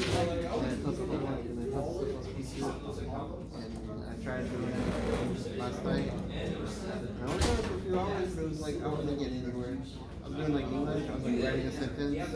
I get like a little bit of a flow and then I lose it. And I'm like, wait, what am I saying? And I have to reread it and figure out what I'm doing. So like, just write a paragraph, it takes me like hours to just write one paragraph. Like so bad I was like writing into it. And then because I was stressing out about my English, I didn't even focus on that stuff. So I'm like, I got all this stuff I gotta do to school. That's so cool that Shane did, showing us that theory is funny. So it does that using its approximation into but it's got a tolerance, it doesn't do it infinite. It gets closer. So that process is wrong. Well, this is only wrong because we only used, what, 6 rectangles? Yeah. So it's not wrong at all, it's perfect. It's just another thing. Why is it not exactly right? Because we have a curve. Oh yeah. We're using this finite number of rectangles. I just meant like this thing, whatever you did. Oh, I don't know. Yeah, but sure what you did. I ended up doing nothing. Oh, I see. No. Oh. Yeah, you can't. I always come up with a plan, like costume idea, something I want to do. You know, the time comes and I'm like, I never did. Well, I didn't just do like, I don't know. I wanted to do something simple, but I'm like, no, I don't lame. I don't know. Thought about it. Yes. Yes. So in general, Put on Nazians basically as my Halloween costume. There's like an ornament. There's like an ornament thing I'm trying to make, or not trying to make. It's like an idea I have. Yeah. Like a thing that hangs off the back. It's like a flaming scroll or whatever. Like It's a natural line of fire. But I thought I wanted to get like a little nose stand that would like bob and like follow behind you. So I was like, okay, how do I do that? Like a little wire, maybe like a little ball, maybe. Like the nose on that, like following you around. Like what they do with like possibly like put a wire and then like a ping pong ball. Yeah. The wire falls on the ball and then cover it in like like on lollipop. Yeah, yeah. To like make it like a little ghost. Yeah. Let's think about something. And I have to just like use You're up like, all this my. is so bad. I have to just use up all my data to like make myself read books. Okay. Because I just stare at myself too long. I'll do that. I'll be looking, and I'll like look up. I'll have to be like. all right, guys, let's continue this madness. Yes. Here's your little folder clip. Thanks for letting me use it. All right. So I'm gonna kind of step into it a little bit. I continue to step into it, but the next thing we're gonna do with this, and that is what I keep talking about. How do I make this estimate actually perfect? Not an estimate, like an actual perfectly good value. I let the number of rectangles I use go to infinity. I like that. So, in general, I'm going to add up from 1 to some finite number like 6 or 4 or whatever, like we've been doing. I'm going to add up all the areas of those rectangles. And the areas of those rectangles are going to be the height times the width. So all I have to do to amp the resolution up to infinity, right, is to let n go to infinity. Because what does n represent again? Number of rectangles. So all I have to do is to put that. Now, just putting that there is easy. But then the question is like, how the shit does that work, Jeff? Because now I can't say I've got 6 rectangles, 8 rectangles. Now I have to say I've got n rectangles, yes? Can somebody tell me in that case, what would the width be? I think we already wrote this. And I'm always going from A to B. Yeah. B. That's the assumption. So what would the width be if I have n rectangles going from A to B? E minus A over n. Okay. Everybody with me? Let me see if I can push this one step further. What if I say, now let me see if I can really make this make sense. And you're all like, you always try, Jeff. We see you try. Does everybody agree that if I'm using like 4 rectangles going from 0 to 4, my width is going to be 1? So my first rectangle is going to live between 0 and 1. Do you all understand? I could use the left endpoint, I could use the right endpoint, I could use the midpoint, I could use any freaking point in there. Because it's just an estimate. If I use that point in every single little interval I've got, I can figure out the heights and I can get the areas, yes? Everybody with me? There's nothing special about the left endpoint, right endpoint, midpoint. Those are just the main 3. I could use any point in there. Especially if I do this. What happens to the width if I let n go to infinity? Yes, so for a rectangle this wide, I've got a lot of choices, yes? For what to use to figure out my height. I can use the left endpoint, right endpoint, midpoint, whatever point, yes? But then I'm gonna let this happen. What's happening to my choices? Now, to be honest, it's always an infinite, but we'll be fine. But just looking at it, it's getting smaller. I got less range to work with, yes? So it almost doesn't matter to get there what I use, because if I let it go to infinity, I've got that one thing I could use, yes? The little dx, I've got one option. It doesn't matter what I use to get there. I'm going to let it go to infinity. I run out of options. So it does not matter in the setup of this if I use left endpoint, right endpoint, midpoint, because eventually it's going to all go to one point. Let me stop for a minute. So I'm letting my rectangles go to infinity, which means the width goes to infinitesimally small, which means my resolution is perfect. I'm going to have the exact answer, yes? Okay. So I'm going to set this up. Let me draw this picture a little better. Like we're using, let's say, left endpoints. So this would be x1. How do I get to x2? Was it left endpoint or right endpoint I'm going to use? Let's use right endpoints, yeah. What would x1 be? Yeah, a plus, be careful. A plus delta x. I love it. Because I would start at a, and how much do I have to go over? Delta x, correct? You guys kind of with me? Maybe. Wouldn't this be x1? How would I get to x2? A plus 2 delta x would be x2. x1 is a plus delta x. x2 is a plus 2 delta x. What's xi? A plus I delta x. Yes. Which is really what we've been doing this entire time. We just didn't do it so technically because I could just freaking add a half. I don't have to go, am I on the third rectangle? No, I just have to keep adding a half. I didn't have to really stop and think. Now I do because I don't have as many numbers. Especially because I just said A. I didn't say what number it was. Okay, let me make sure you guys are cool. Okay. You guys all cool? Okay. So I'm just choosing the right endpoint just to make it easier to set up because in the limit, it doesn't matter. The left and the right become the same in the limit. Okay. So if I do all of this, what they've chosen, and this is one of the niftiest, weirdest choices. What they chose, let me ask you this first. This is one we know for sure. What happens to this symbol if I let n go to infinity? What do we say? It goes from being delta x to dx. Cool.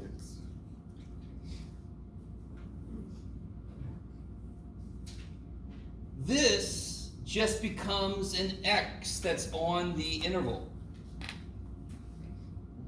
In fact, let me ask you this. If my rectangles go infinitesimally small, are there any inputs I'm not using? So weird.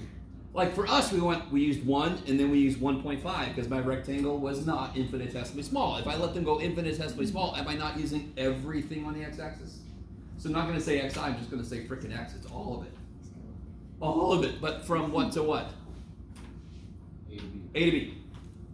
Now, this is an infinite sum, yes? That is an infinite sum. In the limit, that is going from 1 to frickin' infinity, correct? So I'm just going to call that an infinite sum. So here's the trippy thing. You ready for this? This is so weird. This is so beautiful. You can't believe this shit. They took the normal letter S, yes? They tried to draw back the street. And they just said, it's infinite, so let's make it long. They took the letter S, and they just stretched it. That's the symbol they used to mean infinite sum. It's the letter S that's been stretched. You understand what I'm saying? So what does that look like, Jeff? Some of you guys know what it looks like, maybe. It looks like this. It's just the letter S that's been stretched. And then I could put, it's going from A to B.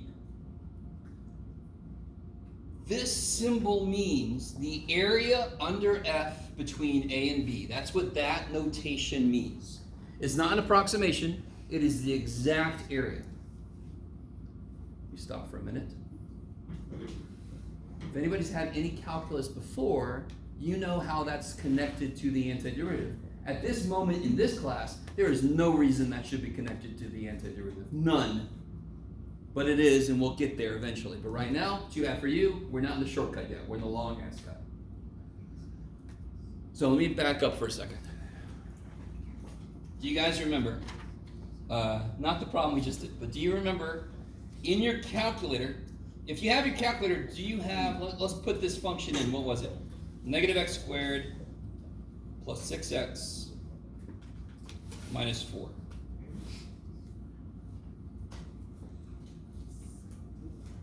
Right?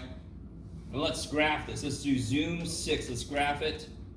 Weehaw! Okay. It's zoom 6 to make sure you all have the same kind of look. Okay, I like it. I trust you. You don't have to show me.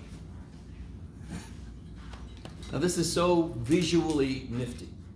Do you guys remember where the you remember I showed you where the derivative symbol was? Mhm. You could actually have the calculator do a derivative for you at a point. Yeah. That was under calculate, right? Yeah. Do you guys see anything else now that looks familiar? Yes. Number 7, yeah. So we go down to number 7. Watch this. This is so cool. What did we get, by the way? 11.875, right? Mhm. And that was using 6 rectangles, humans by hand doing this shit. Okay. So let's see if the technology does any better. So if I pick that, do you see how it says lower limit? And what is my lower limit? Where did we start? For this problem, we started at 1, and we went up to what? Now watch this. If you're playing along, this is kind of cool. It's a beautiful visual. Wow. I know. On one level, it's like, look at that, Jeff. It colored you, whoop-de-doo. But it's kind of nifty. It does this shit. So there's the area that it gets, and what did it get? Freaking 12. We used 6 rectangles. It used its own approximation of infinity. And how close did we get? Pretty close. Now, again, is this a well-behaved function? Hell yeah. What's not well-behaved mean? Its derivative changes very quickly. So for that thing, our estimate would probably be gross. We'd have to use much more rectangles. This is a decently nice function, so of course 6 should be close. Are you guys all semi with me? So again, you're going to see, if you're going to go any further in calculus, you're going to see this symbol. Well, this semester you're going to see this symbol a shit ton. Basically, the rest of the semester is going to be dominated by this symbol. Yes? You're going to have dreams about this symbol. It's going to be chasing you, all this kind of stuff. So just be ready. Don't let it catch you, because it's like Freddy Krueger, so be careful. We're going to see this a lot. But I just want you to remember, this is literally the letter S, stretched out. So it's an infinite sum. It's an infinite sum. This is represented with this. All right, enough of that, Jeff. So let's move on to the next. We're going to do this. We're going to do it by hand. I'm so excited, Jeff. I'm so excited. Okay. If you are, you're weird. That's okay. I love you. Well, weird people, I love you. So, we have to know a couple of things going in. We have to know a couple of things going in. There's a really lame urban legend in mathematics. There are several really lame ones. You wouldn't want to make a movie out of these. It involves somebody named Gauss. Has anybody ever heard of Gauss? Gaussian curve, you see that in statistics. Gauss is what you measure magnetic field strength in. Anybody ever heard of degausser? Yeah.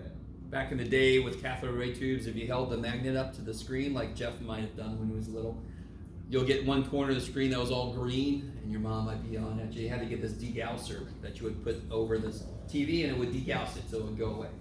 Then they had a little button that was it had an internal degaussing system that you could push it. And then, of course, we got flat screens, and then you're like, what are you talking about, Jeff? Sound like your weird little CDs. All right. Back in the day. You didn't say laser disc. Well, how about 8-track tapes? I could do that. Laserdisc. Yes, I watched Flash on Laserdisc. It was awesome. Let's see where I want to go from there.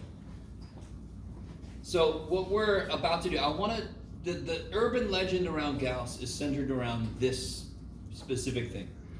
What if I wanted to add, let me put a few more in here, all the numbers. So the urban legend is, when Gauss was in grade school, he had his teacher exasperated, the whole class was going crazy. The teacher said, everyone sit down, add the numbers from 1 to 100.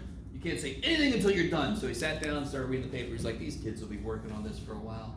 Little Gauss dude, about 12 seconds later, comes up and says, I'm done, man. I'm going to go back to causing some shit. He's like, oh, man.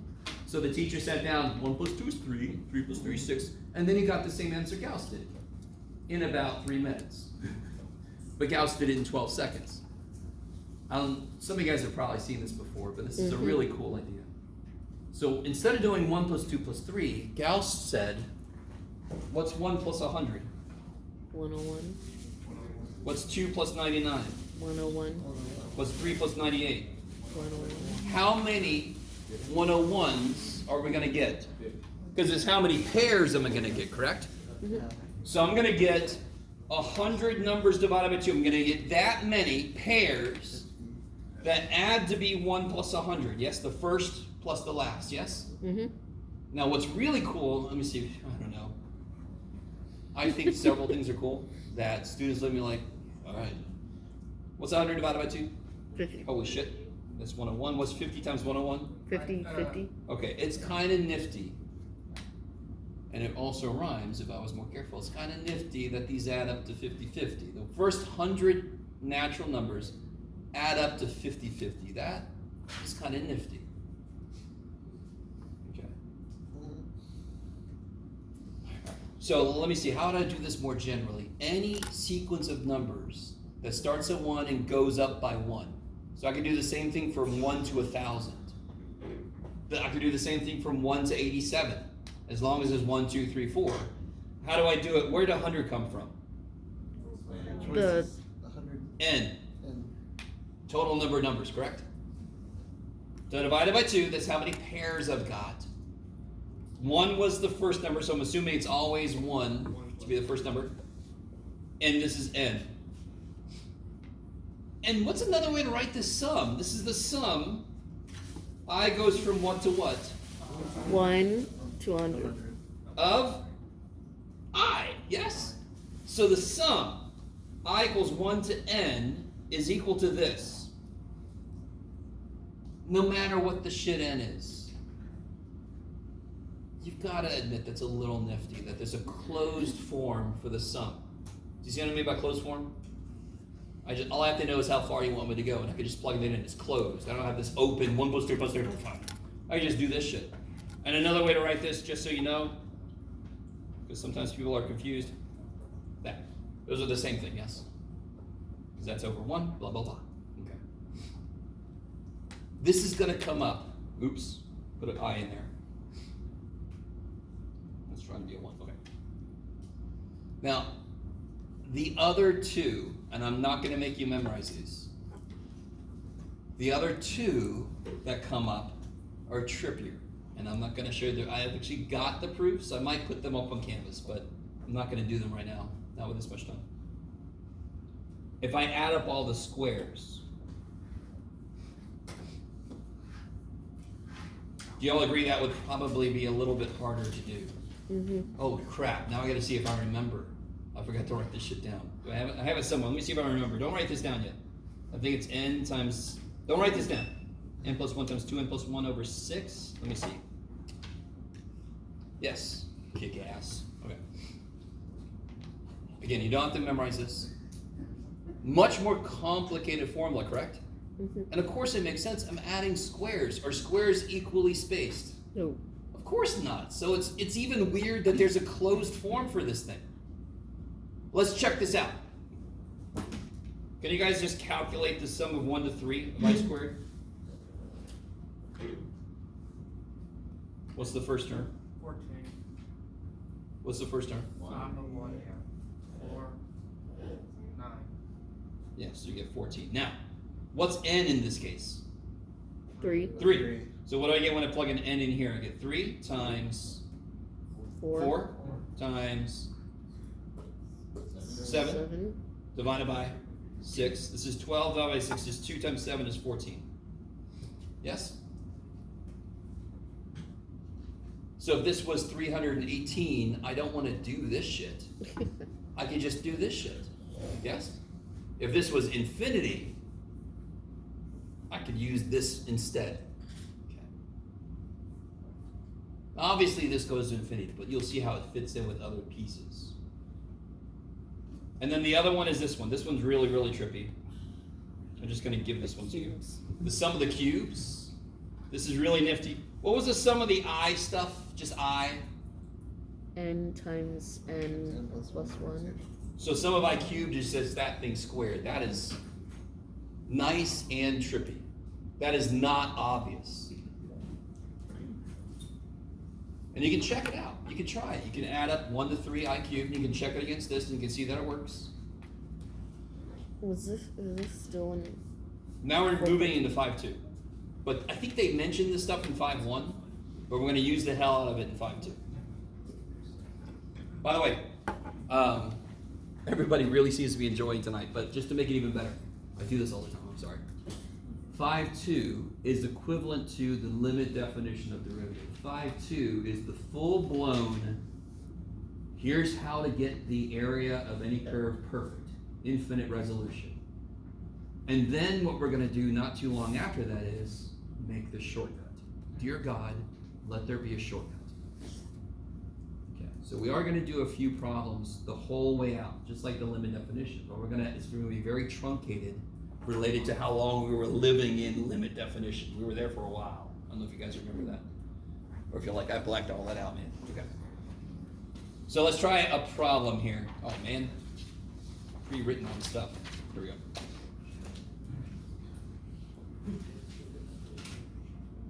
Actually, I sort of do, yeah. Yeah, let's do this here, in the interest of time. Instead of watching Jeff try to draw pictures and such.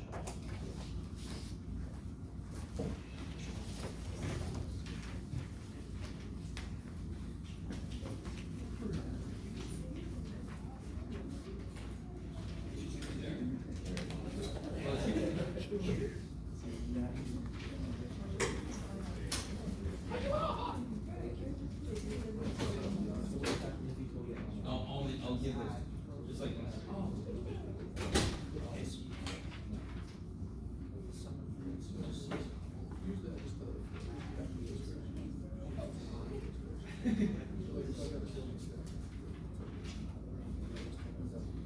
Okay, take a look. Yeah, look. Oh yeah, good. It's gonna happen. There it is. So, what I've tried to do, as you do this homework, in fact, throughout the semester, if you haven't been doing this, you make no sense to me. If you don't have all the worksheets I've given you sit next to you as you do your homework, oh my God.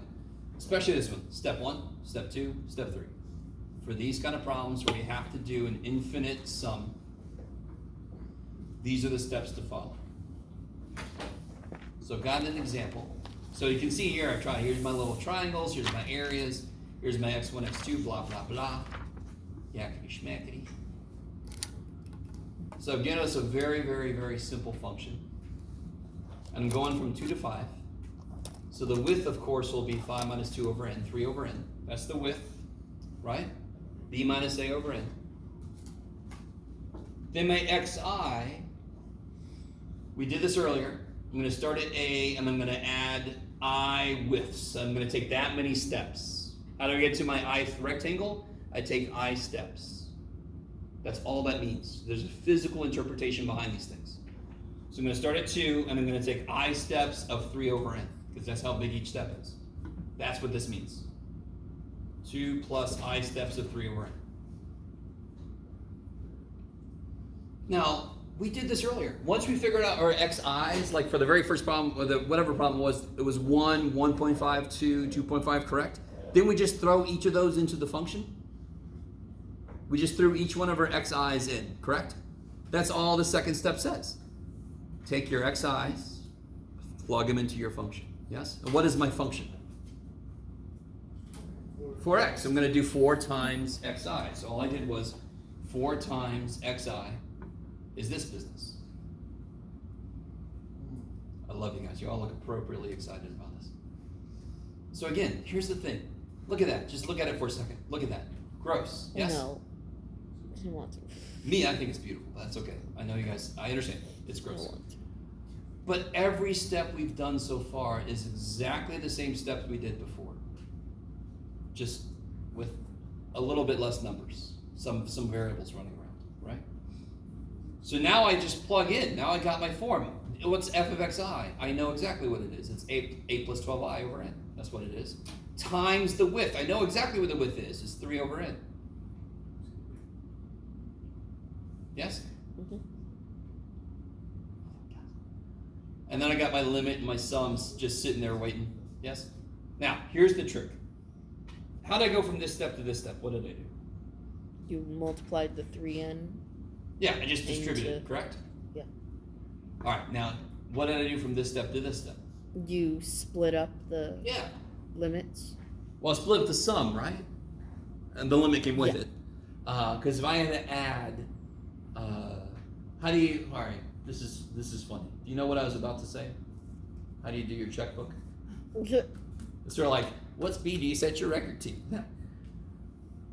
And back in the day, people would balance checkbooks, and you would add up all your positive numbers and add up all your negative numbers. Yes. So all this is saying is I'm supposed to add up all these 24 over n's and all those. So I can do them separate and put them together at the end. That's all I've done. Is that okay? From that step to that step, I just broke up the two pieces I had to look at. Yes? Mm-hmm. Okay. Now, according to the summation symbol, what is the variable?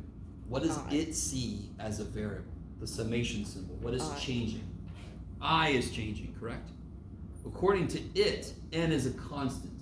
N is 6, n is 12, n is a constant, correct? So I can take, I could have taken 24 over n out, but I just took the n out. I can take 1 over n out.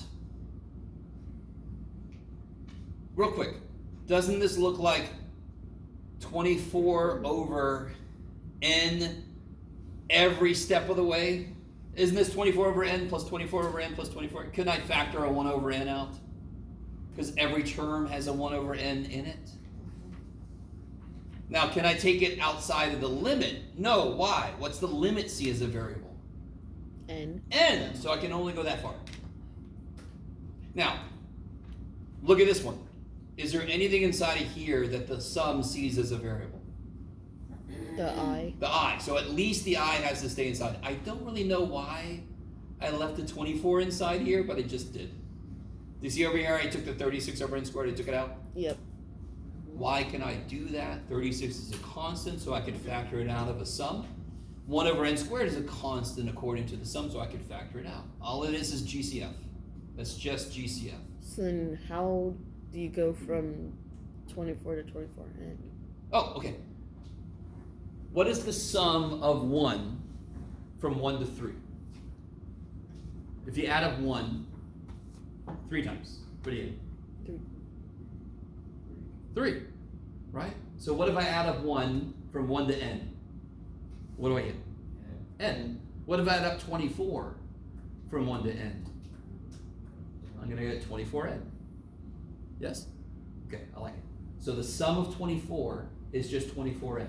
Would that be the same if n was a numerical value? From 1 to n. Yeah. So the sum of 1, like 1 from 1 to 7 of 1 is 7. The sum of from 1 to 7 of 3 is 3 plus 3 plus 3 7 times, which is the definition of multiplication, yes? So it's 3 times 7. So the sum of 24 from 1 to n is 24n. What's the sum of I from 1 to n? N times n plus So that's 1 all I did 2. here was I replaced this with what it is. Multiply that out. Yeah. Kind of, do you see the 36 over 2 is 18? Mm-hmm. Can't I put the n squared underneath there? Why is this limit easy? What's the degree at the top? And what's the degree at the bottom?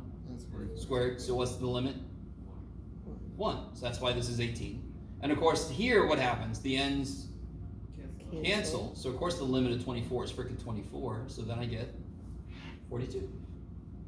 I still don't understand how you got that 18. 18. The Are you cool with the 36 divided by 2 there, right?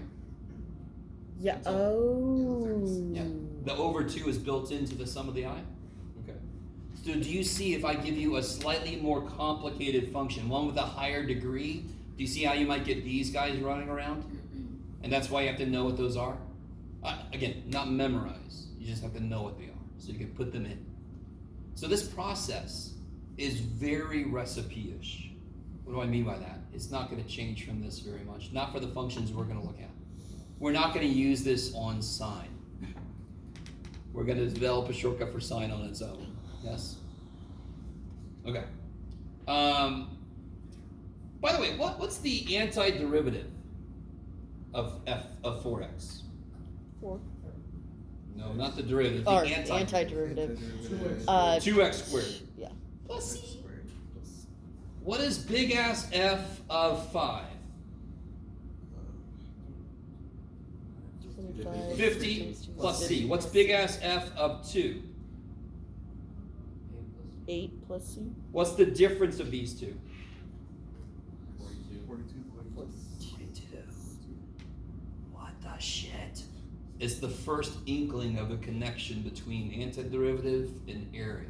This is all area work. By the way, this is not a proof. In fact, this could just be a coincidence, right? At the moment for you, this could just be, oh, we got 42. Ooh, Jeff, ooh, spooky. But later we're gonna prove that if I find antiderivatives, I can just plug shit, I don't have to do all this. For you guys, you have to do all that right now. It's too bad. Oh, you're gonna make me cry. Okay. Sorry. It's evil enough already. Look at me go. So, last couple things. This first question is really just what we did before, right? This second question is the infinite limit. Yes? So, this would be a decent approximation. I'm only using 4 rectangles, but how do I know? And I'm only using left endpoints, but I'm going from 0 to 3. Isn't that right around the vertex? Mm-hmm. So I think somebody else pointed this out. Isn't one side going to undershoot, the other side's going to overshoot? So it's sort of going to fill itself in. So even though I'm only using 4 rectangles, the curve is nice, and I'm right around the symmetric point. So my estimate should come out pretty nice. This is going to be not an estimate. This is going to be perfect. Good for him. Okay. We'll do that first thing next time. That's enough for today. Yeah. I'm not gonna. Yeah, that's plenty. You guys get out there in the dark, in the cold. That's what happens. Can we just stop?